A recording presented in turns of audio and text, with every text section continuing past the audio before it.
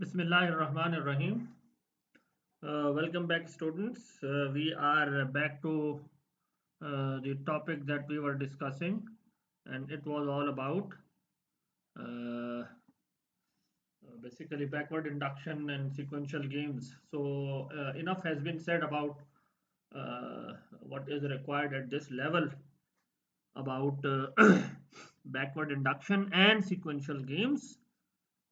We would like to finish this topic with a brief discussion about the problems of backward induction.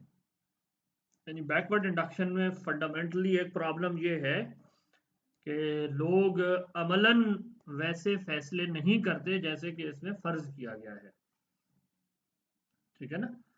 We would like to highlight one of the problems associated with backward induction method of solving a game, and that as it is written here is related to how people actually make decisions and what how game theory assumes people make these decisions. There is a gap between it, and the fundamental problem, one of the fundamental problems, is that it assumes a lot about the mutual understanding of individuals about each other's rationality.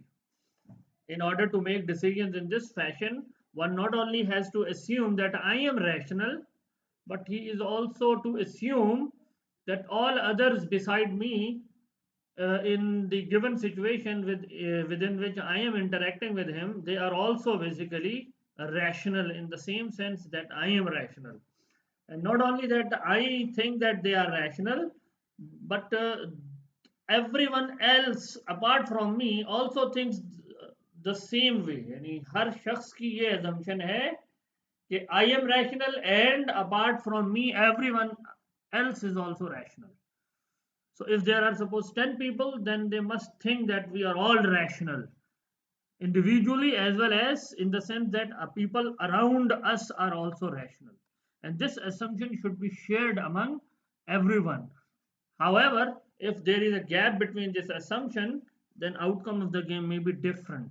Now, in order to illustrate the idea, यानी कि कैसे rationality of others के बारे में अगर हमारी assumptions बदल जाएं तो गेम के आउटकम्स बदल सकते हैं. कंसिडर अ गेम जिसमें 100 प्लेयर हैं और वो बारी बारी जो है वो अपनी दाम चलेंगे, अपनी बारी चलेंगे हैं. They will move in turn, और जो उनको डिसीजन लेना है वो ये है कि एक कॉमन पूल है जिसके अंदर उन्होंने 1 रुपया या कंट्रीब्यूट करने का डिसीजन लेना है और या ना करने का है, यानी टेक इट बैक, यानी keep it with you. Take का मतलब है कीप विद यू और कंट्रीब्यूट इन द फंड.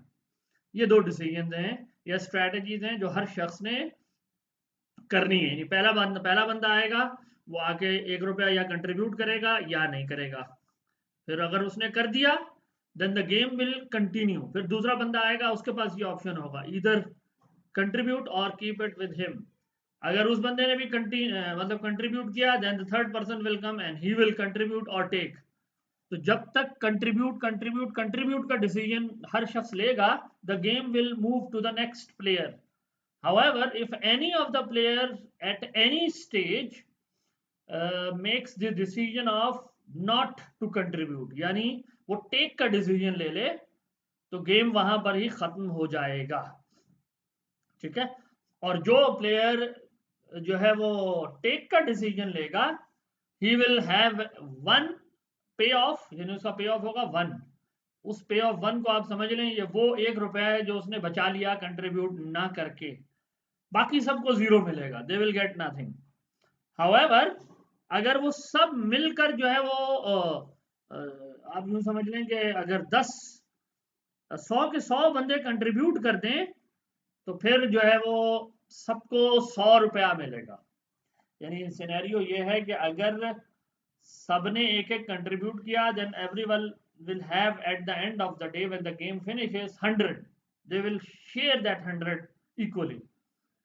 अच्छा, उसकी शेयरिंग की मिसाल आप यूँ समझ सकते हैं कि फ़र्ज़ करें ये कोई पब्लिक गुड की प्रोविज़न है जिसके लिए वो चंदा इकट्ठा कर रहे हैं, कि अगर 100 रुपया इकट्ठा हो गया पब्लिक गुड बन जाएगी and they will all benefit it equally. ठीक है, they can all benefit from it equally. ये है 100 का मतलब सबको 100 का बेनिफिट मिल जाएगा. और अगर फर्ज करें किसी एक बंदे ने भी ये फैसला कर लिया कि मैं कंट्रीब्यूट नहीं करूंगा, तो नतीजतन ये होगा कि वहां पर गेम खत्म हो जाएगा और जिसने कंट्रीब्यूट नहीं किया उसको एक मिल जाएगा, बाकी सबके पैसे गोया ज़ाया हो जाएंगे। जैसे डैम फंड में लोगों के पैसे हो रहे हैं ना ज़ाया, अब sort of like this. So suppose अब इस गेम को हमने सॉल्व करना है, ठीक है, ये गेम है हमारा।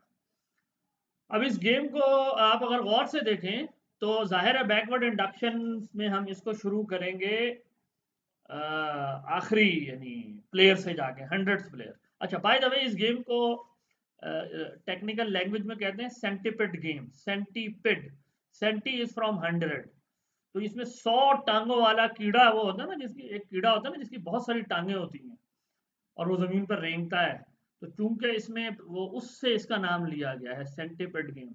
अगर आप इस गेम को पूरा ड्रॉ करें तो इसमें आपको 100 नॉड्स नजर आएंगी और हर नॉड से आपको 2 डिसीजन नजर आ रहे होंगे। एक राइट साइड पे, जैसे फॉर एग्जांपल 100 नॉट पे यहाँ आपको दिखाया हुआ है टेक, कंट्रीब्यूट। तो अगर आप फर्ज कर लें ये 100 नहीं है 1 है, तो ये पहला वाला बंदे का है, टेक करेगा तो 1, कंट्रीब्यूट करेगा तो फिर दूसरी नॉट शुरू हो जाएगी दूसरे बंदे की, जिसके पास फिर ये ऑप्शन होगा टेक, राइट साइड पे एक तीर निकाल लें और फिर नीचे निकाल लें कंट्रीब्यूट। तो अगर वो टेक करेगा 1 होगा, फिर कंट्रीब्यूट करेगा तो तीसरा प्लेयर आ जाएगा, तीसरे प्लेयर के पास फिर यही ऑप्शन होगा take, contribute, and this will continue until the 100th person, कि जब वो कंट्रीब्यूट का डिसीजन लेगा तो फिर सबको 100 का बेनिफिट हो रहा है। तो यहाँ जो आपके सामने अभी ये डायग्राम बनी हुई है, ये वो डायग्राम है जो 100th प्लेयर पे अब वो गेम पहुंच गया।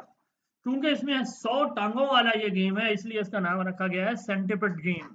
अगर आप इसको पूरा ड्रॉ करें तो वो पूरा ड्रॉ करना यहाँ हमारे लिए कोई खास मकसद नहीं है। We want to solve this game, ठीक, यूजिंग बैकवर्ड इंडक्शन मेथड, क्योंकि यहाँ हम ना ये सीख रहे हैं कि गेम ट्री कैसे बनाते हैं और ना ही ये सीख रहे हैं कि बैकवर्ड इंडक्शन क्या होता है, हम उसकी लिमिटेशन देखना चाह रहे हैं। So all this discussion is behind as a presumption that you people know how to draw game tree. तो 100 शाखों वाला गेम आप बना सकते हैं इसका। ओके जी, now let's solve this game from the 100th player not, ठीक है, आखिर से शुरू करेंगे ना गेम को, तो अब हम वहां से शुरू करेंगे। तो 100वें प्लेयर को अब क्या करना चाहिए, what should he do? He should clearly contribute, because if he decides not to contribute, rather take, then he will get a payoff of 1, जबकि अगर ये कंट्रीब्यूट करेगा तो इसका पे ऑफ होगा 100। ठीक हो गया, तो इसको कंट्रीब्यूट करना चाहिए। चलो यहाँ हमारे पास आ गया फैसला कंट्रीब्यूट का, यानी अगर ये गेम 100th नॉट पे पहुंचेगा तो कंट्रीब्यूशन होगी। What about when the game reaches the 99th node, 99वां बंदा क्या करेगा?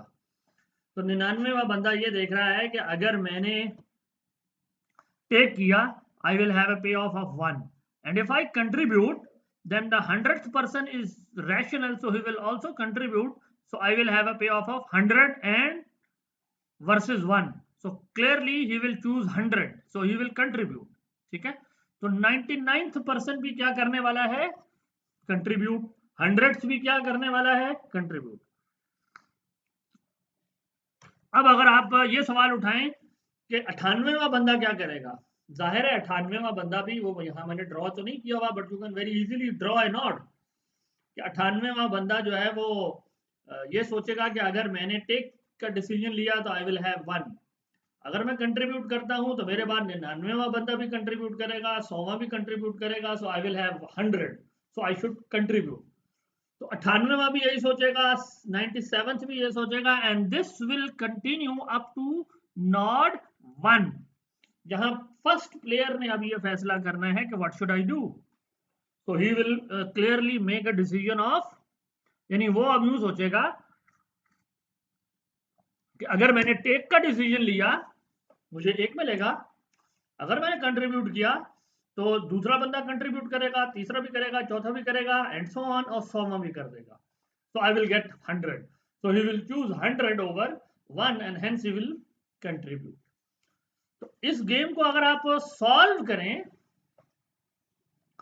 तो इसके 100 के 100 यानी सब गेम जो बन रहे हैं, हर किसी में जो सब गेम परफेक्ट इक्विलिब्रिया बनता है, उसकी जो यानी इक्विलिब्रियम स्ट्रैटेजी है हर प्लेयर के लिए, वो है कंट्रीब्यूट। तो 100 टाइम्स कंट्रीब्यूट, ये इसकी सब गेम परफेक्ट इक्विलिब्रिया बनेगा। और आउटकम ऑफ द गेम क्या है, दैट हर शख्स जो है वो इस गेम में कंट्रीब्यूट करेगा and they will have the public good. बात आ रही है ना समझ में? तो बैकवर्ड इंडक्शन की प्रेडिक्शन इस गेम के बारे में ये है कि इस तरह से ये गेम चलेगा। Now what is the underlying assumption जिसके साथ अब हम इसको लिंक करना चाह रहे हैं, ठीक है? और ये हम पहले बता चुके हैं, अगर उनमें से कोई एक भी टेक का डिसीजन लेता है, गेम खत्म हो जाता है, बाकियों को 0 मिलता है फिर, ठीक है? उसको उसको 1 मिल जाता है जिसने टेक का डिसीजन ले लिया। अच्छा, now in order to understand the kind of problem running behind this game is we should focus on the fact that the first player is very vulnerable. Why? वो वल्नरेबल इसलिए है कि उसको 100 मिलने का फैसला या 100 का बेनिफिट तब होगा जब उसके बाद 99 लोग कंट्रीब्यूट का फैसला करें। Only then he will have this benefit. Otherwise, he is not going to make any money. If any of the persons after him out of 99 makes a decision not to contribute, his payoff will be 0. ठीक है ना? ये बिल्कुल game का structure ऐसा ही है। तो वो तो बहुत वल्नरेबल है कि भाई 99 लोग अगर सही से खेलेंगे ना, तो मैं जो है वो 100 का बेनिफिट मुझे आएगा, अदरवाइज मेरा बेनिफिट 100 नहीं है ना। Here is where basically the assumptions about rationality of others comes into play. Suppose player 1, he thinks that 99 people out after me are 99% rational. In other words, आप यूं समझेंगे, एक तो ये है ना कि मुझे यकीन है कि 100 के मेरे बाद जो 99 लोग हैं वो 100% मुझे यकीन है कि वो रैशनल प्ले करेंगे।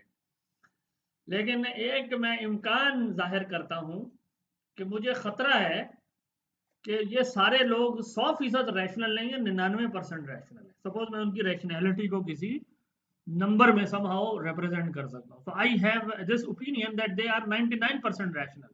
In other words, मेरा ख्याल ये है कि मुझे 99% ये यकीन है कि ये कंट्रीब्यूट करेंगे 99%, ये 99 लोग। यानी ये दो अलग बातें, एक ये है कि मुझे 100% यकीन है कि ये 99 लोग कंट्रीब्यूट करेंगे, दिस इज फुल रैशनैलिटी।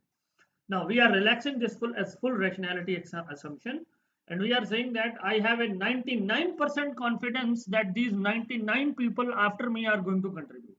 ठीक है? Now this is a basically question of probability. तो इसका मतलब है 9.99 जो है ये प्रोबेबिलिटी है कि दूसरा बंदा भी कंट्रीब्यूट करेगा। 0.99 इस बात की प्रोबेबिलिटी है कि तीसरा बंदा भी कंट्रीब्यूट करेगा। फिर 0.99 इस चीज की प्रोबेबिलिटी है कि चौथा करेगा, and so on up to 100th player, जिसके बारे में मेरी असम्पशन है कि वो 0.99% चांस है कि वो कंट्रीब्यूट करेगा। Now, what is the joint probability of all these 99 people contributing after me if my confidence is 99% about their rationality? अब ये सवाल है, अगर मेरा ये यकीन हो या ये ख्याल हो कि मेरे बाद वाले 99 लोग 99% रैशनल हैं, तो इन सब की ज्वाइंट प्रोबेबिलिटी ऑफ कंट्रीब्यूशन कितनी है? तो आपने स्टैटिस्टिक्स में पढ़ा होगा, इसकी ज्वाइंट प्रोबेबिलिटी आती है बाय मल्टीप्लाइंग। 0.99 को आप 99 से मल्टीप्लाई कर देंगे तो आपके पास joint probability of contributing 99 people आ जाएगी, है ना? यानी आप बड़ा आसान समझे ना, कि फर्ज करें अगर 2 लोग हों और मुझे ये यकीन हो कि ये दोनों 99% रैशनल हैं, तो उन दोनों के रैशनल होने की ज्वाइंट प्रोबेबिलिटी कितनी है? वो है 0.99 टाइम्स 0.99, यानी 0.99 स्क्वायर। अगर मेरे पास 10 लोग हों जिन्होंने बारी चलनी है, तो फिर उन सब की ज्वाइंट प्रोबेबिलिटी कितनी है कि वो कंट्रीब्यूट करेंगे, जबकि हर कोई 99% रैशनल है, तो वो होगा 0.99 time raise to the power 10। तो अब हमारे पास 99 लोग हैं, तो 99 लोगों की प्रोबेबिलिटी हर बंदे की है 0.99, तो 0.99 को आप 99 टाइम्स लिखकर मल्टीप्लाई कर दें या रेज टू द पावर 99 करें, The answer is 0.37. What is the meaning of this 0.37? 0.37 का मतलब ये है कि 37% मेरा यकीन है कि सब लोग मेरे बाद कंट्रीब्यूट कर देंगे. If everyone is 99% rational and there are 99 people who have to make a contribution after me, तो उनकी इस 99% रैशनैलिटी का मतलब है कि 0.37 is the probability, or alternatively 37% is the chance that they will contribute. ठीक है, आई होप के पॉइंट बिल्कुल वाज़ेह हो गया. तो 37% इम्कान है कि वो सब कंट्रीब्यूट करेंगे, यानी 99 लोग कंट्रीब्यूट करेंगे, गिवन दैट कि उनकी rationality 99%. Now what is my expected gain if I make a contribution? Remember, if I make a contribution and everyone after me makes a contribution of 1, तो जाहिर है अब मुझे मेरा एक्सपेक्टेड गेन 100 नहीं है, बल्कि 100 टाइम 0.37 होगा. कि इस 100 को मिलने का इम्कान कितना है, ये कि मेरे बाद सब लोग कंट्रीब्यूट करेंगे, उसका चांस है 0.37. 100 मुझे मिलेगा, इसकी कितनी वर्थ है, या ये इसका कितना इम्कान है, ये what is the expected worth of this 100? It is 100 times 0.37 which is 37. तो अगर मैं 1 रुपया कंट्रीब्यूट करूंगा तो मुझे उसकी जो 100 मिलने की उम्मीद है सारों के कंट्रीब्यूशन के बाद, उसकी एक्सपेक्टेड वैल्यू है 37 रुपीज. ठीक है, तो कंट्रीब्यूट करने की वर्थ की एक्सपेक्टेड वर्थ अब आ जाएगी. कंट्रीब्यूट करने की एक्सपेक्टेड वर्थ कितनी है? 37 रुपीज. टेक करने का फायदा मुझे क्या है? 1. So what should I do? And if I decide not to contribute, my gain is 1. If I make a decision to contribute, given the fact that 99% of is the chance के 99 people will contribute, तो मेरा gain की expected worth बनती है 37. So what should I do? I should clearly contribute, क्योंकि expected gain from contributing is greater than the certain gain of 1 from not contributing. तो rationality मुझे ये एक्सपेक्टेड गेन थ्योरी मुझे बता रही है कि दिस पर्सन और player 1 should basically make a contribution. ठीक है, ये तो तब है जब मैंने क्या अस्यूम किया है कि मेरे बाद सब लोग 99% रैशनल है. अब ये हमने आइडिया इंट्रोड्यूस किया था to make a case for 95%. फर्ज कर लें मेरा ये ख्याल है कि मेरे बाद जो लोग हैं रैशनल तो है, लेकिन 99% नहीं है, 95%. Suppose my confidence is slightly lower than 99%. अब 95 और 99 में जाहिर है कोई बहुत बड़ा फर्क तो नहीं है. तो मेरा ख्याल ये है कि मेरे बाद वाले सारे लोग 95% रैशनल है. Now what will happen? अब what is the joint probability that all will contribute? It is 0.0062. 0.95 raise to the power 99. बिल्कुल उसी तरीके से हर बंदे की कंट्रीब्यूशन की प्रोबेबिलिटी 0.95 है. 99 लोग हैं, 0.95 को 99 दफा लिखकर मल्टीप्लाई करने का मतलब है 0.95 raise to the power 99. So the joint probability of 99 people contributing is 0.0062. आप इसको वेरीफाई कर सकते हैं अपने कैलकुलेटर पे. And what is my expected gain this time? If I make a contribution of 1, my expected gain is going to be 100 times 0.0062 and it turns out to be 0.62. जैसे पहले हमने 37 बनाया था ना, 0.37 टाइम्स 100, तो वो 37 आया था. अब 0.0062 को आप 100 से मल्टीप्लाई करें तो जवाब आएगा 0.62.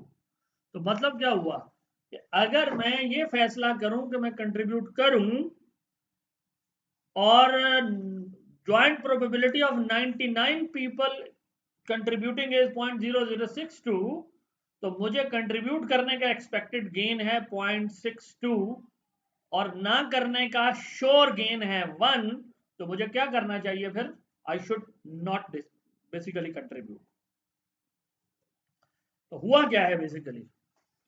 हुआ बेसिकली अब बेसिकली ये है, आप देखें कि प्लेयर वन की अपने अलावा बाकी सब लोगों की रैशनैलिटी के बारे में अगर ये असम्पशन हो कि वो 95% रैशनल है, तो 95% आप अभी आप देखो बहुत बड़ा नंबर है ना, ये भी कुछ छोटा तो नहीं है 100 से, लेकिन थोड़ा सा पीछे आया है। और गेम का आउटकम क्या बन गया? What should player one do? He should not contribute, he should take and the game finishes, that's it. वो जो बैकवर्ड इंडक्शन से मैंने गेम निकाला था, इसका मतलब है वो इस असम्पशन के ऊपर बेस्ड करता है कि प्लेयर वन की अपने बारे में भी सर्टेनिटी के साथ ये असम्पशन होनी चाहिए कि मैं रैशनल हूँ, बल्कि दूसरों के बारे में भी बहुत बड़े यानी मार्जिन के साथ वो ये फर्ज करता हो कि वो भी रैशनल है। A slight change in his confidence about rationality of others can make him not to participate in the game whatsoever. ये है सिनेरियो, यानी वो विथड्रॉ कर जाएगा, वो खेलेगा नहीं, he will not contribute, rather he will take, that's it. And backward induction will not basically work. Backward induction will work as long as I have this confidence that everyone is 100% rational, वरना मैं पहले step पे ही पीछे हट जाऊंगा। ठीक होगी बात? अच्छा, अब ये सिर्फ मेरे लिए जरूरी नहीं है कि मैं ये असम्पशन रखता हूं कि मेरे बाद सब लोग 100% या 99, 90, 96, 97, 98% रैशनल हों।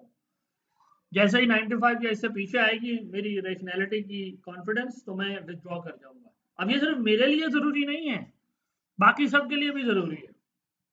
Suppose player one believes that all are rational, 100% rational. मैं ये समझता हूं कि सारे रैशनल हैं, मैंने अपने हिसाब से खेल दिया गेम। लेकिन जो प्लेयर टू है, जिसने मेरे बाद आना है, उसका यह ख्याल है कि उसके बाद वाले जो 98 लोग हैं वो 95% रैशनल है।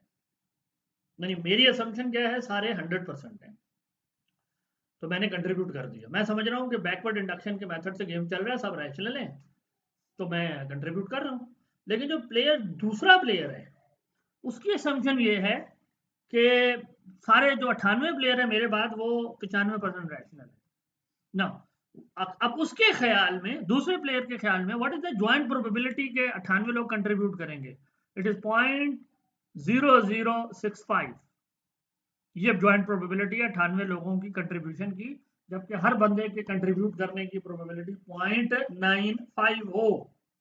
ठीक है, सो अब प्लेयर टू के ख्याल में what is his expected gain if everyone contributes?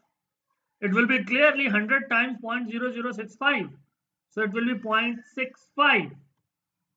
तो प्लेयर वन का expected gain from contribution is 0.65, जबकि टेक करने का उसका श्योर गेन 1 है। तो what should he do? He should clearly take, not contribute. आ रही बात समझ में? अब आप देखें, अगर मैं एज ए प्लेयर वन ये जानता हूं कि प्लेयर टू का ये ख्याल है, यानी मेरा तो ये ख्याल है कि सब लोग बहुत रैशनल हैं, अच्छे हैं, लेकिन मुझे ये डर है कि ये जो प्लेयर टू है ना, इसके ख्याल में सब रैशनल नहीं है, इसके ख्याल में सारे 95% रैशनल है। तो मैं ये वर्कआउट कर लूंगा कि मैं कंट्रीब्यूट करूंगा, उसके बाद प्लेयर टू क्या करने वाला है, क्योंकि उसके ख्याल में उसके बाद वाले 95% रैशनल है, he is not going to contribute, rather he is going to take. तो मैं कंट्रीब्यूट करूंगा, वो टेक करेगा, उसका पे ऑफ 1 होगा, मेरा 0 होगा, तो मैं क्यों पे करूं कुछ भी? सो आई विल विथड्रॉ टुडे, मैं करूंगा ही नहीं कंट्रीब्यूट। अगर मुझे उसके बारे में ये खतरा हो कि वो सबको रैशनल नहीं समझता, तो भी मैं डिसीजन यही लूंगा, नॉट टू कंट्रीब्यूट, क्योंकि मेरे पैसे जाया हो जाएंगे, मुझे पता है। So what is going on here? Basically, it is a very complex structure of rationality which is built in this backward induction method.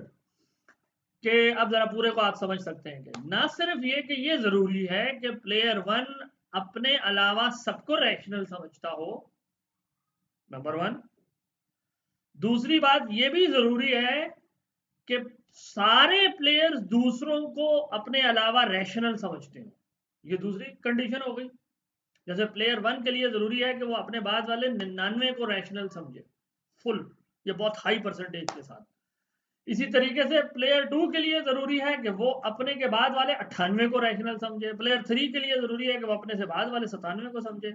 ये सब तो ये दूसरी। तीसरी बात क्या है कि all players should have this shared assumption as well that everyone else also has this type of rationality assumptions of others. Player 1 के लिए जरूरी है कि वो प्लेयर 2 के बारे में ये राय रखे कि प्लेयर 2 सबको रैशनल समझता है।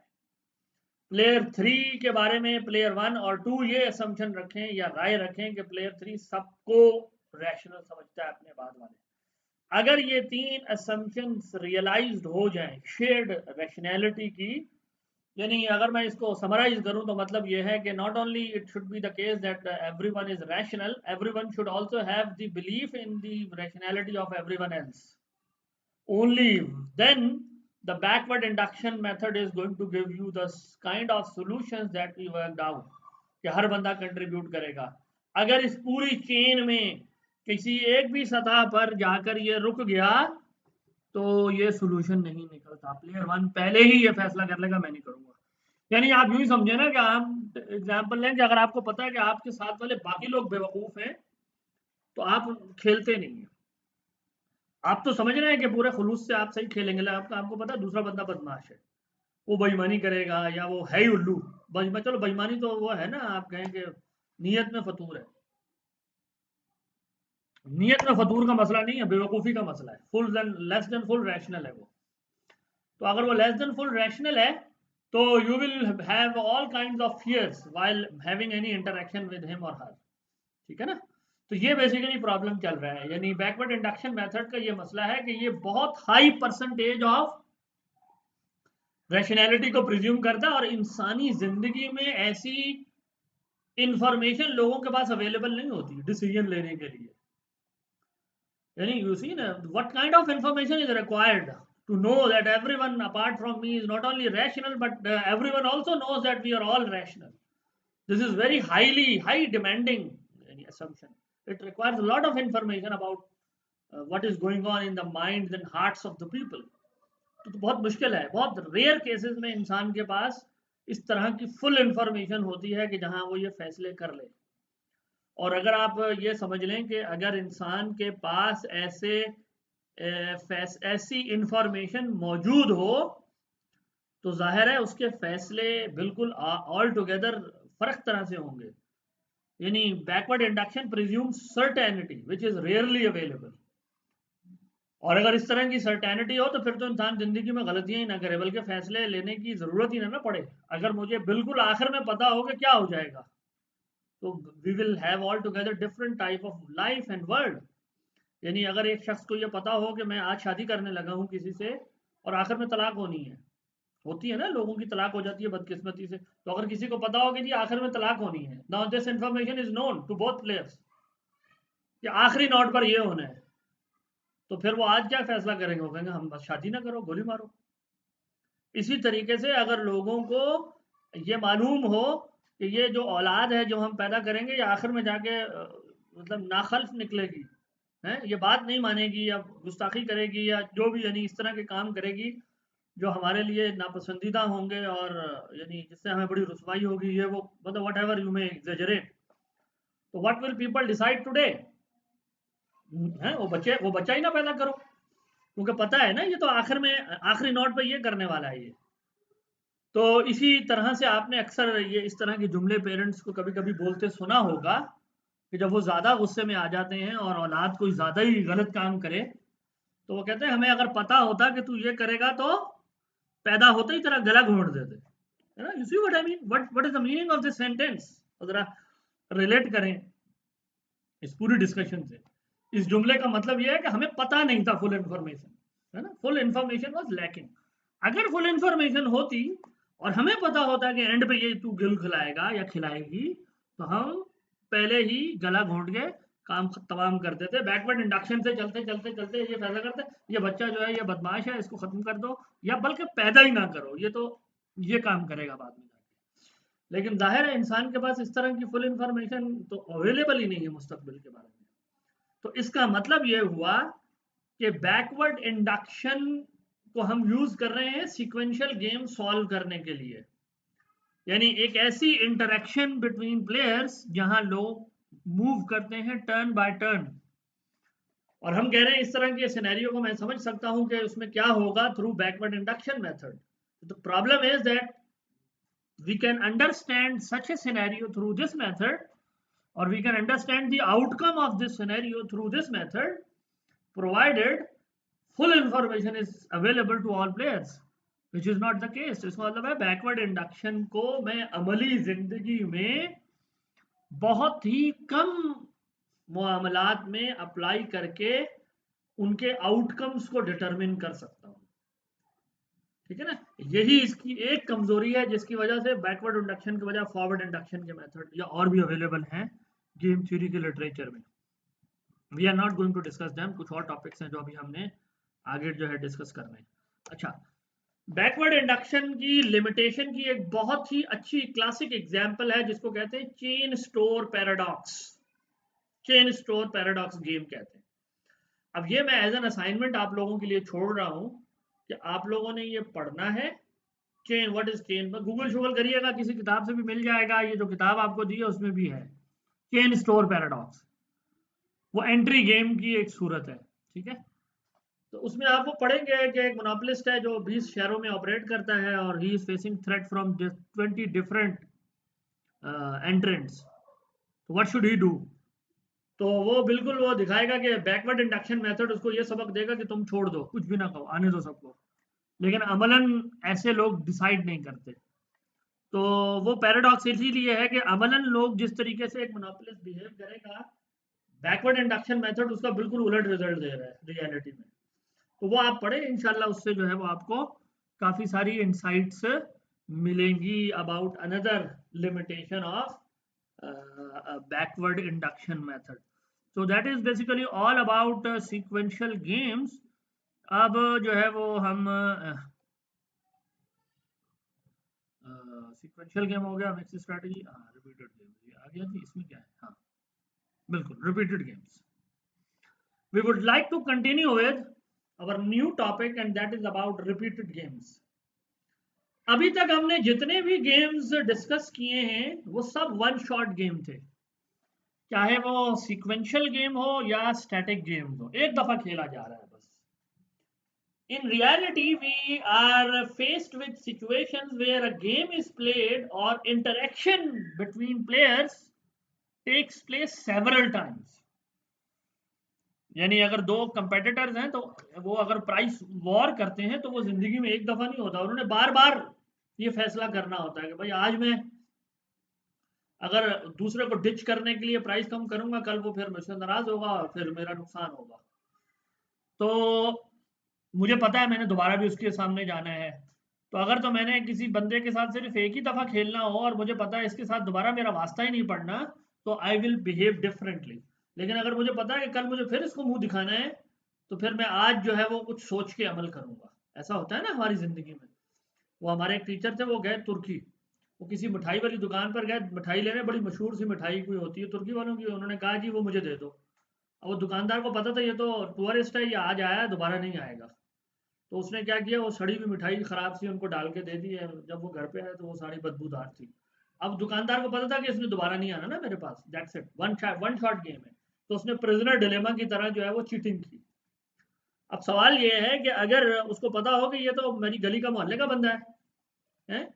आप अगर एक गली के आपकी जो मोहल्ले की दुकान है वहां जाके अगर आप दही लेकर आते हो और दुकानदार आपको ये सोचेगा कि यार मैं इसको खराब दही डाल दूं. उसको पता है कि अगर मैंने खराब दही डाला तो ये तो मेरा ग्राहक जो है वो चला जाएगा, भाग जाएगा मुझसे. तो इन में भी इसके अपने सेल्फ इंटरेस्ट में हो कि वो आपको धोखा ना दे, है ना. यानी सवाल ये है basically, is it possible to have cooperation if game is played repeatedly but finite number of times. ये सवाल है. प्रिजनर डिलेमा को याद करें कि उनका सेल्फ इंटरेस्ट दोनों का ये होता था कि वो धोखा दें और डोमिनेंट स्ट्रेटेजी दोनों के लिए धोखा होती थी, डिफेक्शन होती थी. तो कोऑपरेशन नहीं हो पाता था उनमें. अब उसी सवाल की तरफ वापस जा रहे हैं. Can repetition in the game solve this problem. और अभी मैंने आपके सामने एग्जांपल डिस्कस की कि भाई दही वाला आपको खराब दही हो सकता है इसलिए ना दे कि उसको पता हो कि अगर मैंने दही खराब दिया फिर ये नहीं आएगा. अब ये वन शॉट गेम नहीं है. तो अब सवाल जो हमारे सामने है कि अगर गेम रिपीट हो रहा है मल्टीपल टाइम्स इंटरेक्शन हो रही है प्लेयर्स के दरमियान, will their behavior change or not? Will this information that we are going to have another interaction or a repeated interaction, will this information change their behavior from defection to cooperation? ये सवाल है। इस सवाल को हम fundamentally analyse करना चाह रहे हैं कि क्या रिपीटेड गेम्स का सिनेरियो प्रिजनर डिलेमा को सॉल्व करने के लिए काफ़ी है या नहीं। बज़ाहिर ये लग रहा है कि हाँ, दही वाला आपको ख़राब दही नहीं देगा। Now let's work out the solution through finitely repeated games. Let's see what will happen in that world if perfect rationality is assumed in the economic sense. ठीक है, अब हम वापस रैशनल वर्ल्ड में जा रहे हैं। जाहिर है वो हाईली इरेशनल वर्ल्ड है। ये सोचना कि मैं सिर्फ हमेशा अपना फ़ायदा सोचूं, दूसरा जाए भाड़ में, ये तो जाहिर है इंतहाई अहमकाना रैशनैलिटी का असम्पशन जो है इकोनॉमिक्स में प्रिज्यूम कर ली गई है। But what ever that assumption is which is given and treated as rational in economic theory, we are presupposing it. तो अगर फर्ज कर लें ये असम्पशन दुरुस्त हो इंसानों के बारे में कि इंसान ऐसे ही, जाहिर है इंसान तो ऐसे नहीं होते, और इंशाल्लाह आप जब आगे कोर्स पढ़ेंगे एक और आएगा हमारे साथ ही, और एक इन बिहेवियरल इकोनॉमिक्स का, तो आप देखेंगे इंसान ऐसे बिहेव नहीं करते, इंसान ऐसे कैलस हार्टेडली होते जिस तरह के इकोनॉमिक्स में फर्ज कर लिया गया इंसान को। लेकिन बहरहाल फर्ज कर ले इंसान ऐसा हो, फिर क्या होगा। Now suppose the game is played n times where n could be 2, 3, 4, 5 or 100, यानी 100 राउंड्स हो सकते हैं, 10 राउंड्स हो सकते हैं, whatever. And this is your standard prisoner dilemma game where each player has two strategies, cooperate और defect. ठीक है, दोनों प्लेयर्स के पास ये स्ट्रैटेजी है, दोनों कोऑपरेट करेंगे, दोनों को पे ऑफ मिलेगा 3-3, एक जो डिफेक्ट करता है उसका पे ऑफ ज्यादा हो जाता है। ठीक है, और अगर दोनों डिफेक्ट करते हैं तो दोनों का पे ऑफ जो है वो कम है कोऑपरेशन के मुकाबले में। ठीक, अच्छा अब इस गेम को अगर आप देखें, अच्छा प्रिजनर डिलेमा की अब आप देखें, कोई भी किसी भी चारों सेल्स को अगर आप पे ऑफ को जमा करें तो सबसे कम पे ऑफ का सेल यहाँ आ रहा है, सम है ना, यानी इसका सम है 6, यहाँ 5, यहाँ भी 5, यहाँ पे 4, तो इसलिए इसको डिलेमा कहते हैं कि वर्स्ट आउटकम जो है वो मिलता है सोशल पॉइंट ऑफ व्यू से दोनों प्लेयर्स को, बजाय इसके कि वो कोऑपरेट करें, वो सबसे बेस्ट है। और ये अलबत्ता हमने ये पहले देखा हुआ कि ये स्टेबल नहीं है, ये पॉइंट इक्विलिब्रियम हो नहीं सकता, नैश इक्विलिब्रियम। अब ये तो था वन शॉट गेम में। Now suppose the game is played 10 times, what will then happen? Okay, now using the backward induction, go to the 10th round, last round, जो भी है वो 100वां है, 1000वां है, finite number of times game में खेला जा रहा है ना, तो मैं फर्जी तौर पे गेम 10 दफा खिलवा रहा हूँ। फर्ज कर ले मैं अब 10वें राउंड में जाके देखूं वहां क्या होना है। आई एम प्लेयर 1, तो what will I do at round 10? अब मुझे पता है कि 10वें के बाद 11वां राउंड नहीं है, तो मुझे 10वें राउंड में चीट कर देना चाहिए, है ना, डिफेक्ट, आई विल डिफेक्ट, क्योंकि मुझे पता है 11वां राउंड नहीं है इस गेम के अंदर, तो मैं 10वें राउंड में जाके धोखा दूंगा। मैं यानी ये सोचूंगा कि 10वें राउंड में मैं धोखा दे दूंगा तो मुझे ज़्यादा फायदा हो जाएगा, मेरा पे ऑफ 3 के बजाय 4 हो जाएगा और मुझे फायदा होगा। So defection is my dominant strategy in 10th round. लेकिन मैं अकेला थोड़ी होशियार हूँ, प्लेयर 2 है वो भी मेरी तरह का ही होशियार है, वो भी ये सोच रहा है कि 10वें राउंड में मुझे क्या करना चाहिए, धोखा देना चाहिए, माई पे ऑफ विल बी लार्जर।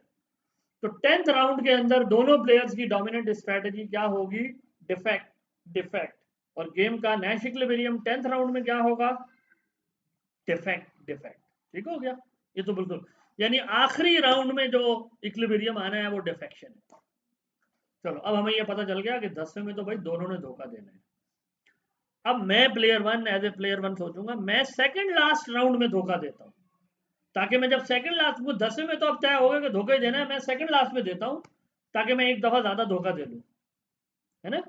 लेकिन ये सिर्फ मैं नहीं सोच रहा, वो दूसरा प्लेयर भी यही सोचेगा कि सेकंड लास्ट में मैं भी धोखा दूंगा, तो फिर गेम में सेकंड लास्ट राउंड में क्या होगा, सेकंड लास्ट राउंड में यानी जो 9th राउंड है उसमें भी धोखा। ठीक है, तो इसका मतलब है लास्ट राउंड में Nash equilibrium defection, second last round में नैश इक्विलिब्रियम डिफेक्शन डिफेक्शन।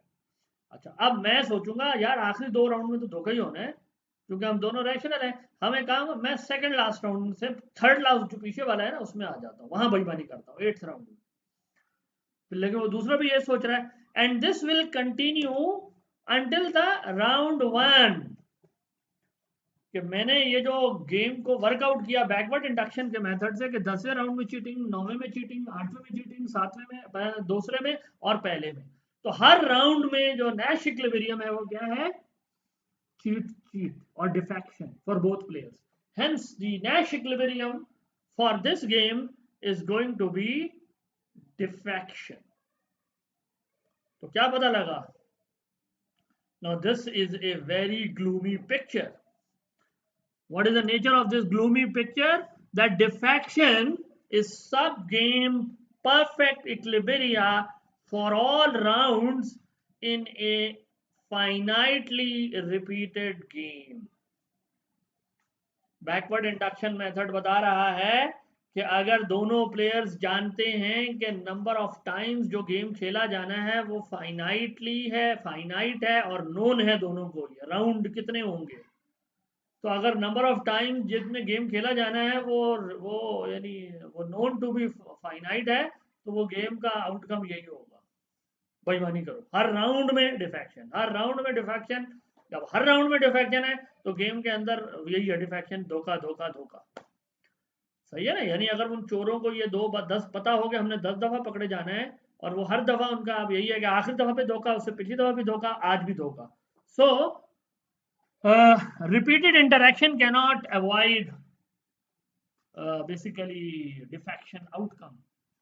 यानी अगर रैशनैलिटी इकोनॉमिक सेंस में प्रिवेल करे तो थ्योरी हमें ये बता रही है कि लोग कोऑपरेट नहीं कर सकते, उन्हें धोखा ही देना होगा, ये चाहिए उन्हें धोखा। This will be their self interest. अच्छा, अब अमली जिंदगी में जितनी दफा भी इन गेम्स को लोगों के ऊपर इस तरह की सिनेरियो में उनको रख के खेला गया है, तो ये प्रिडिक्शन जो है इकोनॉमिक थ्योरी की, ये रियलाइज नहीं होती। यानी थ्योरी तो ये प्रिडिक्ट कर रही है कि लोगों को धोखा देना चाहिए, लेकिन अमलन लोग कोऑपरेट करते हैं। तो इसका मतलब है कि कहीं ना कहीं इकोनॉमिक थ्योरी की जो एजम्पशन है कि लोग सेल्फ इंटरेस्ट को इस तरह से मैक्सिमाइज करते हैं, ये गलत है। लेकिन फिलहाल हम थ्योरी के अंदर हैं, वो बिहेवियरल इकोनॉमिक्स में आपको इसकी एक्सपेरिमेंटल साइड डिस्कस करके दिखाएंगे कि how does this theory actually fair with the data and actual behaviour. Theory यही कह रही है कि लोग धोखा देंगे, यही उन्हें करना चाहिए, यही अक्लमंदी का तकाजा है। नाउ इसका मतलब प्रिजनर डिलेमा रिजॉल्वेबल नहीं है फाइनाइट होराइजन के अंदर। Now let's move to the infinite horizon game. अगर फर्ज करें गेम इतनी दफा के, अब इनफाइनाइट को दो तरह से इंटरप्रेट कर सकते हैं। इनफाइनाइट का एक तो मतलब यह है कि हमेशा गेम खेला जाएगा, ठीक है।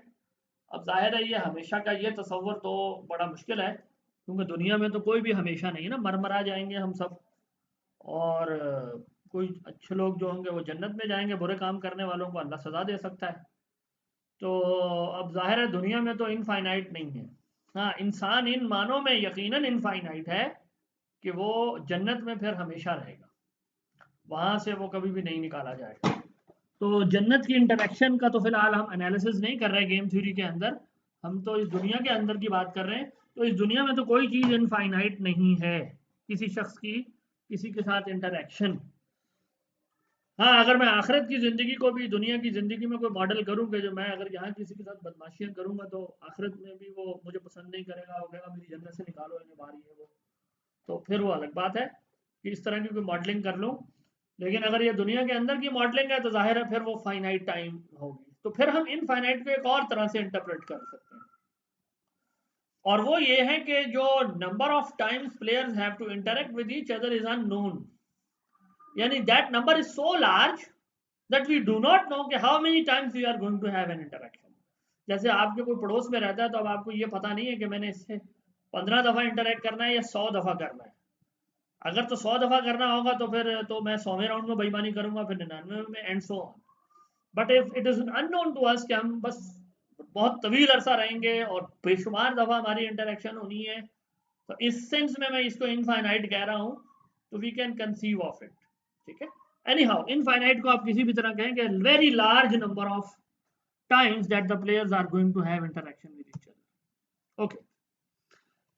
अब इस तरह का गेम जब मैं जैसे इनफाइनाइट हॉराइजन में जाऊंगा तो इसमें सबसे पहला मसला ये आएगा कि भाई इस गेम को सॉल्व करने के लिए मैं पे ऑफ्स को जमा कैसे करूं। ये सबसे बड़ा मसला है, क्योंकि अगर मैं 100 दफ़ा गेम खेलता हूं और हर राउंड में फॉर एग्जांपल मुझे 3 या 4 ये पे ऑफ मिलता है, तो you can very easily sum it 100 times 4 करके 400 बना लेंगे, या 100 टाइम्स 3 करके जो है। ये 4 वो पे ऑफ था जो डिफेक्शन की सूरत में मुझे मिलता है, और 3 वो पे ऑफ है जो मुझे कोऑपरेशन की सूरत में मिलता है। तो डिफेक्शन करूं या कोऑपरेशन, तो आप बड़ी आसानी से number of times the game is played को मेरे पे ऑफ से मल्टीप्लाई कर लेंगे। लेकिन अगर इनफाइनाइट टाइम्स गेम खेला जा रहा है, फिर क्या करेंगे? तो हम कह रहे हैं उसके लिए मुझे कोई डिस्काउंट फैक्टर चाहिए। In order to see this idea, आप जरा ये देखें कि अगर मैं एक प्लेयर हूं और मैं ये सोचता हूं कि मैं हर राउंड में क्या करूं, हर राउंड में मैं धोखा दूं, defect for ever, infinite times, what will be my payoff from this game? It will be clearly infinite, क्योंकि 3 + 3 + 3, पहले राउंड में 3, दूसरे में 3, तीसरे में 3, चौथे में 3, कितने राउंड्स हैं? इनफाइनाइट राउंड्स हैं। तो इनफाइनाइट टाइम्स इस गेम को खेलने का मेरे पास पे ऑफ कितना आना है? इनफाइनाइट। अच्छा, अगर मैं कहूं कि मैं इनफाइनाइट राउंड में हर राउंड में कोऑपरेट करूं, what will be my total पे ऑफ? तो पहले पे मतलब ये कि कोऑपरेट करने का नहीं, ये मेरा गलत लिखा गया, ऊपर नीचे हो गया है। कोऑपरेट ऊपर होना चाहिए था और डिफेक्ट नीचे होना चाहिए था। आई थिंक सो, हाँ, क्योंकि कोऑपरेट में 3 है और डिफेक्ट में 2 है। तो आप जरा उसको ठीक करके पढ़ लें। ऊपर वाला जो है वो कोऑपरेट है कि अगर मैं हर राउंड में कोऑपरेट करूं तो आई will have a payoff of 3 in every round, and rounds are infinite, so my total payoff from playing the strategy of cooperate in every round is going to be infinite. On the other hand, if I decide to, यहां अब हम पढ़ रहे हैं defect in every round forever, तो what will be my total payoff from playing this strategy in every round? It will be clearly infinite, क्योंकि 2 + 2 + 2, और अगर आप इसको infinite पे स्प्रेड करेंगे 2 को, तो वो जवाब आखिर में फिर इनफाइनाइट ही हो जाएगा। तो अब मैं कैसे कंपेयर करूं कि मुझे क्या करना चाहिए इस किस्म के गेम में?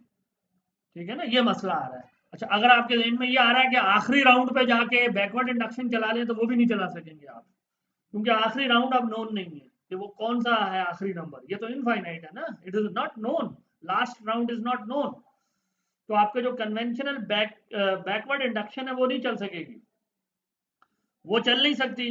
दूसरा मसला यह है कि अगर मैं सीधा सीधा पे ऑफ को मैं कहूँ जमा करके, मैं कहूँ देखूँ किस स्ट्रेटजी का पे ऑफ ज़्यादा है, वो उसको कंपेयर कर लूँ दूसरे से, तो मसला यह है कि ये भी आइडिया नहीं काम कर सकेगा, क्योंकि सारे नंबर को मैं जब किसी भी नंबर को इनफाइनाइट नंबर टाइम्स जमा करूंगा तो जवाब इनफाइनाइट आ जाना है।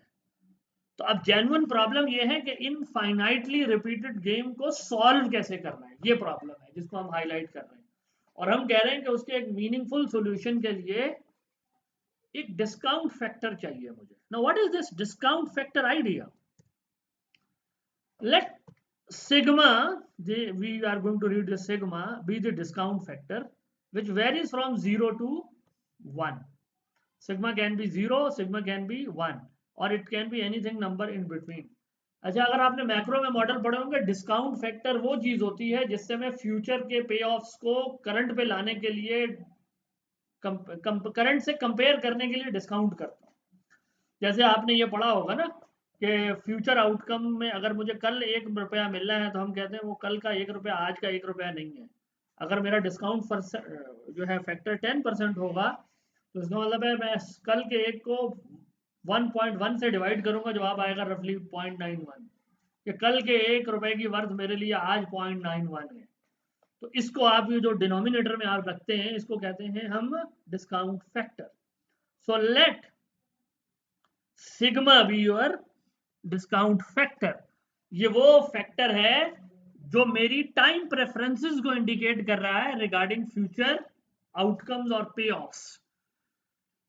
Okay, to have better idea, अब आप दोबारा से अपने पे ऑफ्स को लिखें। यानी अब ये क्या लिखा हुआ है, ये पे ऑफ लिखा हुआ है, ये पहले राउंड का पे ऑफ है, ये वाला नंबर 3।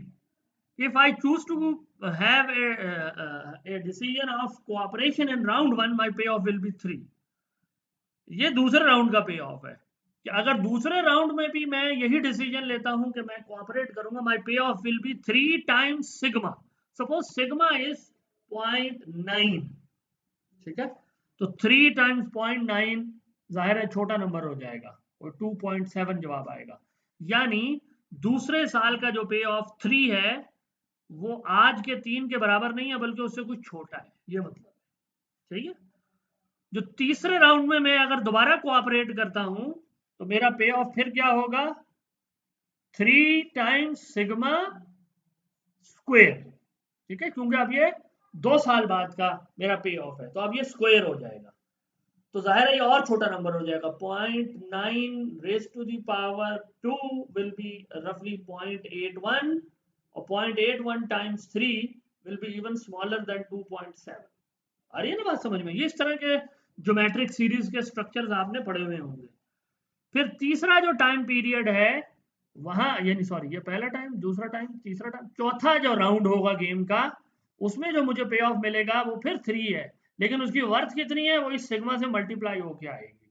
तो अब जो सिग्मा है ना वो सिंपल सिग्मा नहीं है, बल्कि वो रेज टू द पावर 3 है। तो इसका मतलब पहले राउंड का पे ऑफ 3 है, दूसरे राउंड का पे ऑफ 3 टाइम्स सिग्मा है, तीसरे राउंड का 3 टाइम्स सिग्मा स्क्वायर है, चौथे राउंड का 3 टाइम्स सिग्मा क्यूब है, and so on, this continues in finite number of times. I hope the point is clear. इस तरह के स्ट्रक्चर आपने एमपीसी में भी पढ़े हुए होंगे। अब आप देखें, दो पॉसिबिलिटीज है, अब हम सिग्मा को इंटरप्रेट करने की कोशिश करते हैं। एक ये कि सिग्मा हो 0। If sigma is 0 in all these expressions, what will you be left with? अगर ये सारे सिग्मा 0 हो जाएं, अगर ये सिग्मा 0 ये नंबर 0, अगर ये सिग्मा 0 ये, तो सारे number other than this 3 will be 0 and the game will reduce to one shot game। ठीक है ना, इसका मतलब हुआ मैं वन शॉट गेम खेल रहा हूं। अगर मैं फ्यूचर के आउटकम्स को 0 वेट दूंगा तो इसका मतलब मैं ये समझ रहा हूं कि बस मैंने एक दफा गेम खेल ली है, मेरे नजदीक कल के पे ऑफ की कोई वैल्यू नहीं है। एक्सट्रीम केस क्या हो सकता है, मैं कहूं सिग्मा इज इक्वल टू 1, तो इसका इस केस में मैं ये कह रहा हूं कि मैं आज के पे ऑफ को कोई वैल्यू नहीं देता, सारा वेट मैं किस पे ट्रांसफर कर रहा हूं, फ्यूचर के पे ऑफ्स पर। मेरे नजदीक आज और कल में कोई सब्जेक्टिव टाइम प्रेफरेंस नहीं है, मैं बराबर समझता हूं। तो सिग्मा 1 होने का मतलब है there is no weight that you specially assign to your present, and sigma is equal to 0 means there is no weight that you assign to your future। और सिग्मा का 0 और 1 के दरमियान होने का मतलब है कि आप मुस्तकबिल करीब के इवेंट्स को, या यूथ ज़्यादा तरतीबवार बयान करें, आप हाल को मुस्तकबिल करीब से बेहतर समझते हैं और मुस्तकबिल करीब को मुस्तकबिल बईद से, जो ज़्यादा डिस्टेंट फ्यूचर है, उससे बेहतर समझ रहे हैं। यानी पे ऑफ जितना ज़्यादा दूर मुस्तकबिल में आएगा, आप कह रहे हैं वो मेरे लिए उतना कम लेस अट्रैक्टिव, यानी उतना कम अट्रैक्टिव है, इसलिए आप जो है ये पावर बढ़ाए चले जा रहे हैं। यानी लेस देन 1 नंबर की जब पावर बड़ी होती है तो नंबर छोटा होता चला जाता है ना। सिग्मा अगर 0.9 है तो सिग्मा स्क्वायर और छोटा है, सिग्मा क्यूब और छोटा है, and so on. So basically you can interpret sigma as your patience level. The higher the sigma means the more you are patient, आप मुस्तकबिल के पे ऑफ्स को फिर ज्यादा वेट दे रहे हैं, यू आर पेशेंट। और अगर सिग्मा आपके लिए 0 होता जा रहा है, इसका मतलब you are highly impatient player, और आप सिर्फ हाल के आज में जिंदा रहे, आप सिर्फ आज ही के पे ऑफ को मैक्सिमाइज करना चाहते हैं। अब अगर मुझे नहीं पता, आई एम नॉट सर्टन कि कल मुझे कुछ मिलना है या नहीं मिलना, तो ये आपकी टाइम प्रेफरेंस या certainty associated with future outcomes को रिफ्लेक्ट कर रहा है कि आपको कितना यकीन है। अक्सर होता है ना, इंसान बुराई या जो है अक्सर इसी तरह करते हैं कि अगर उसे कहा जाए कि यार ये जहन्नुम में जाओगे, इससे अल्लाह ताला पकड़ लेगा, होगा देख लेंगे, ये स्टेटमेंट बेसिकली उसके अदम यकीन का इजहार होता है कि पता नहीं होना ही नहीं होना, है ना, लेकिन अब उसको यकीन हो गया तो जरूर होगा, तो वो उलट यानी उसकी टाइम प्रेफरेंसेस और तरह से फिर जो है वो वर्क करेंगी उसके डिसीजन के ऊपर, क्योंकि अब उसको पता है ये तो हो जाना है, ये ऐसा थोड़ी है कि मैं मरूंगा नहीं और फिर जो है फरिश्ते नहीं आएंगे, जब फरिश्ते आएंगे तो फिर अल्लाह ताला मुझे जहन्नुम में डाल नहीं सकता। There is nothing like that कि जो मेरा जहन कहे कि ये सब नामुमकिन है, लिहाजा बदमाशियां करो दुनिया में।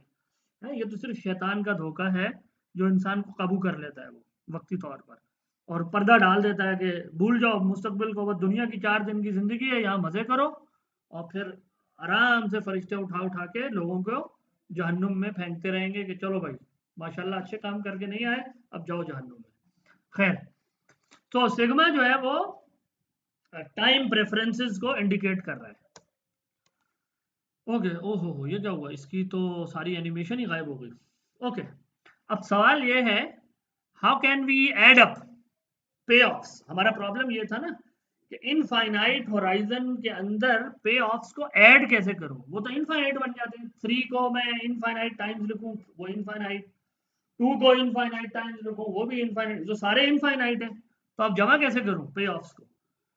अब हमारे पास जो ज्योमेट्रिक सीरीज के फार्मूले हैं, we are going to make use of them to understand the idea कि अगर एक डिस्काउंट फैक्टर इन्वॉल्व हो तो कैसे इनफाइनाइट ज्योमेट्रिक सीरीज एडेबल होती है। नाउ अभी यहाँ हम थोड़ा सा मैथमेटिक्स की चीज देखने लगे। Now let x be the payoff which is associated with a strategy over a finite time period. To begin the idea, हम समझते हैं एक ऐसे सिनेरियो के जिसमें फाइनाइट टाइम्स गेम खेला जा रहा है और हर राउंड में प्लेयर को कोई स्ट्रेटजी खेलने से जो पे ऑफ मिल रहा है वो है एक्स, जो मैंने पहले क्या है लिखा हुआ था, यहाँ 3, यहाँ भी 3, यहाँ 3, यहाँ 3, यहाँ 3। अब हम कह रहे हैं वो एक्स हो गया है ना कि 3 है, तो मैं इस सारे को जमा करके मैं कह रहा हूँ let suppose it is equal to s, and we know that कि अगर फाइनाइट सीरीज होगी तो ये सब एडेबल है। ये तो बहुत आसान है ना, तो कोई प्रॉब्लम नहीं है।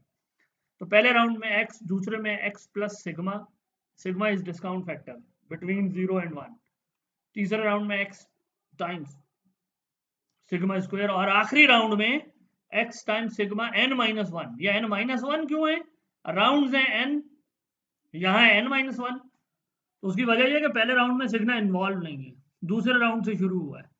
तो अगर n राउंड्स होंगे तो सिग्मा की पावर 1 नंबर कम होगी उससे, यानी अगर 10 राउंड है तो पहला नंबर यहाँ आया सिग्मा पे, ये दूसरा यहाँ फिर 9वीं पावर आएगी, sigma raise to the power 9 आनी है, ठीक है ना। तो ये मेरे पास है sum of your all payoffs associated with a particular strategy when the game is played finite number of times. Now what is the answer of this? This can very easily be worked out if you multiply the both sides of this equation by sigma। ठीक है, इसके left side पे भी sigma ले आया, मैं multiply कर दिया, और हर टर्म को राइट साइड पे जो है उसको भी सिग्मा से मैंने मल्टीप्लाई करा दिया। ठीक हो गया ना। अच्छा, अब इस इक्वेशन में से ये जो दूसरी इक्वेशन है इसमें से ये पहली वाली जो हमारी इक्वेशन है इसको माइनस कर दें तो क्या जवाब आएगा। तो अगर मैं इस पहली इक्वेशन में से दूसरी इक्वेशन को माइनस कर दूं, यहाँ उल्टा लिखा गया है फर्स्ट, हाँ सही है, सेकंड फ्रॉम फर्स्ट सही है। तो लेफ्ट साइड पे देखें क्या हुआ, s माइनस सिग्मा एस, ये आ गया s minus sigma S. Right side पे क्या हो रहा है जरा गौर से देखें। बेसिकली मैं ये कह रहा हूं कि मैं इस पूरी इक्वेशन के ऊपर जो है लेफ्ट साइड पे, यहाँ मैंने हर टर्म के साथ माइनस आ जाएगा, वो मैंने माइनस कर रहा हूँ ना, इस इक्वेशन को इसमें से माइनस कर रहा हूँ, तो इसकी सारी टर्म्स के साथ माइनस है। तो ये प्लस का नंबर है, इसमें से ये वाला दूसरा नंबर ये कट गया, ये क्रॉस खत्म हो गया, ये स्क्वायर वाली टर्म इसके साथ गई, ये क्यूब वाली टर्म इसके साथ गई, ये n माइनस वन वाली टर्म इसके साथ गई। What will be you left with, ये वाला नंबर प्लस के साथ, ये वाला नंबर माइनस के साथ। ठीक हो गया ना। तो माइनस के साथ, ये मेरा ख्याल है मुझसे गलत लिखा गया है यहाँ पे, ये प्लस नहीं होना चाहिए, दिस शुड बी माइनस, क्योंकि ये पूरी टर्म जो है हर टर्म इसमें से माइनस साइन के साथ अब चल रही है, तो this should be minus actually, इसको ठीक कर लीजिएगा। तो it is sigma s minus sigma times s is equal to x minus x times sigma raise to the power n, ये वाली टर्म विद माइनस साइन। तो अब आप इसमें सिंपली s कॉमन लें, यहाँ से x कॉमन लें, तो you will get s is equal to x times 1 minus sigma raise to the power n divided by 1 minus sigma. ये वाली टाइम चीज में उठा के राइट साइड पे ले आया। तो मतलब क्या है कि अगर मुझे x मालूम हो और सिग्मा मालूम हो और n मालूम हो, तो मैं बता सकता हूं कि what will be the value of the pay of for the value of the payoff associated with any particular strategy that you play n times। कि अगर 10 राउंड्स हैं और हर राउंड में मुझे 3 मिलता है x, जिसको मैंने कहा है, और मेरा डिस्काउंट फैक्टर 0.9 हो, तो मैं 3 को यहाँ x की जगह सब्सटीट्यूट करूं, सिग्मा की जगह 0.9 सब्सटीट्यूट कर दूं, और n की जगह जो है वो 10 सब्सटीट्यूट कर दूं, तो मेरे पास ये फार्मूले के जरिए से s यानी इसका सम की वैल्यू आ जाएगी। अच्छा, जाहिर है ये तो वो फार्मूला है जो मुझे फाइनाइट सीरीज का सम देगा। मेरा प्रॉब्लम फाइनाइट टाइम नहीं है, मेरा प्रॉब्लम है इनफाइनाइट टाइम्स, है ना। We are interested in how to sum up the payoff that a player can get by playing a strategy infinite times. तो अब हम कह रहे हैं इसी फार्मूले को मैं एक्सप्रेस कर सकता हूँ इनफाइनाइट टाइम्स में। वो कैसा है, n इज फाइनाइट नंबर, अभी तक मैंने ये अस्यूम किया था, but let n B infinite. तो अब आप देखें, अगर ये n इनफाइनाइट की तरफ जाना शुरू कर देगा, यानी ये यूं समझेंगे जैसे जैसे ये n बड़ा होता चला जाएगा, what will happen to sigma raise to the power n है, n sigma raise to the power 2 versus sigma raise to the power 3। क्योंकि सिग्मा लेस देन 1 नंबर है, तो पावर जैसे जैसे बड़ी होती जाएगी सिग्मा की वैल्यू छोटी होती चली जाएगी। Sigma raise to the power n ये छोटा होता जाएगा, और n जैसे जैसे, इसका मतलब है इनफाइनाइट की तरफ जा रहा है, सिग्मा जीरो की तरफ जाएगा। Sigma raise to the power n की जो वैल्यू है ये जीरो की तरफ जाती चली जाएगी। तो as n goes to infinite, यानी जैसे जैसे टाइम पीरियड बड़ा होता जाएगा, राउंड्स की तादाद ज्यादा होती जाएगी, यहां तक कि वो इनफाइनाइट की तरफ चले जाएं, sigma raise to the power n जो ये टर्म है ये जीरो हो जाएगी। तो इसका मतलब जवाब आएगा दिस। क्या मतलब है कि अगर मैं एक ऐसा गेम खेल रहा हूं जो इनफाइनाइट टाइम्स खेला जाना है और मुझे हर राउंड में 3 इस तरह पे ऑफ मिलना है, तो what is the value of that basically पे ऑफ फॉर इनफाइनाइट टाइम्स, वो मेरे लिए उसकी प्रेजेंट वैल्यू कितनी है आज, what is it's worth today. तो वो मैं निकाल सकता हूं by simply dividing 3 with 1 minus the sigma. Sigma अगर 0.9 है तो 3 डिवाइडेड बाय 1 माइनस सिग्मा, ये उस पूरी जिंदगी का जो मेरा इंटायर लाइफ टाइम का पे ऑफ है उसकी प्रेजेंट वैल्यू इस फार्मूले से निकल आएगी। आ गई बात समझ में। जैसे ऊपर वाला जो फार्मूला था ये वाला, ये फाइनाइट टाइम होराइजन में मुझे सम दे रहा था, ये इनफाइनाइट टाइम होराइजन के पे ऑफ का सम दे देगा। तो डिस्काउंट फैक्टर का फायदा हमें ये हो गया कि I can now get A present value of an infinite time period और होराइजन नंबर। ठीक है, इनफाइनाइट टाइम पीरियड का जो मेरा पे ऑफ है उसकी प्रेजेंट वैल्यू में आप निकाल सकता हूँ इस फार्मूले से। ये फार्मूला अच्छी तरह नोट कर रहे हैं, आगे यूज होना। ठीक है, ये आगे पता नहीं क्यों निकल रहा, आ गया। अच्छा, अब ये तो मैंने वो फार्मूला निकाला था x divided by 1 minus sigma, कि जब मेरे पास इनफाइनाइट टाइम्स के पे ऑफ्स हैं, है ना। अच्छा, एक और प्रॉब्लम जिसको हमें फेस करना पड़ेगा आगे जाके, या एक और यूजफुल चीज जो हमें चाहिए होगी, वो ये है कि अगर मैं इस चीज में इंटरेस्टेड हूं कि what is the value of payoff which is spread over infinite times excluding the first number. अभी आपके सामने जो मैंने पे ऑफ्स लिखे थे वो किस तरह के थे, 3 plus sigma times 3 plus sigma square times 3 plus sigma cube times 3 and so on. अगर मैं 3 को इंक्लूड करके सारी लाइफ टाइम स्ट्रीम की प्रेजेंट वैल्यू लेना चाहता हूं तो उसका जवाब तो वो पिछले फार्मूले आ गया हमारे पास, x डिवाइडेड बाय 1/सिग्मा। लेकिन अगर मेरी दिलचस्पी ये हो कि जो पहला वाला 3 लिखा हुआ इसको हटा दो और ये जो आगे के सारे नंबर हैं 3 times sigma plus 3 times sigma square plus 3 times sigma cube, इस सिर्फ इस टर्म का पहले नंबर को हटा के इनको अगर मैं जमा करना चाहता हूं, वो उसका कोई फार्मूला है? हाँ, उसका फार्मूला है और उसका फार्मूला ये है simply. What is the difference between this formula and the previous formula? उसके अंदर यहाँ सिग्मा नहीं है, इसके अंदर यहाँ ये सिग्मा आ गया। ये फार्मूला हमें हम इसी जिस तरीके से वो फार्मूला हमने प्रूफ किया है, ये फार्मूला भी आप प्रूफ कर सकते हैं।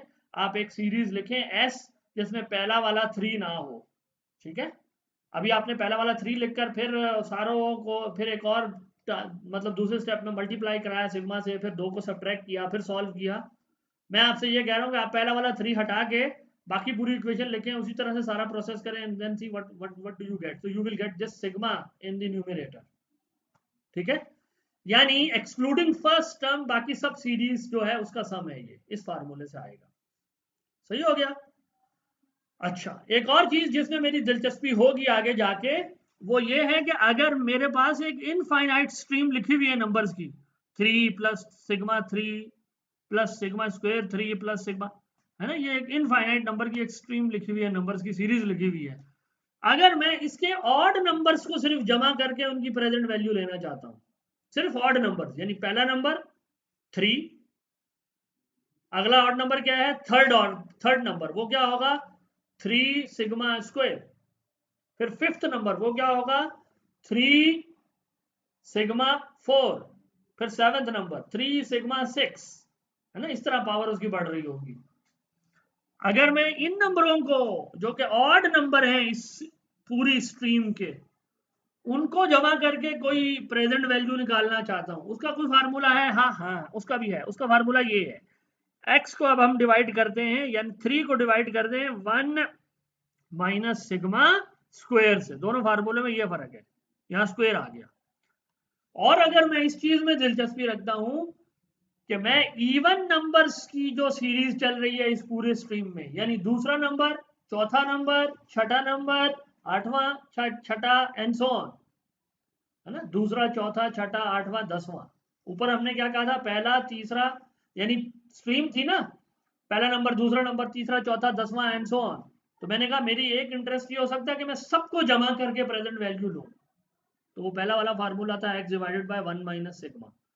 फिर मैंने कहा मेरी दूसरी दिलचस्पी ये हो सकती है कि पहला नंबर के अलावा सबको जमा करके प्रेजेंट वैल्यू लूं, तो हमने कहा ये फार्मूला। मैंने कहा मेरी दिलचस्पी ये हो सकती है कि मैं सिर्फ ऑड नंबर्स जो चल रहे हैं इस सीरीज में, पहला नंबर, तीसरा नंबर, पांचवा नंबर, उनको जमा करना चाहता हूँ, प्रेजेंट वैल्यू उनकी लेना चाहता हूँ, तो ये फार्मूला।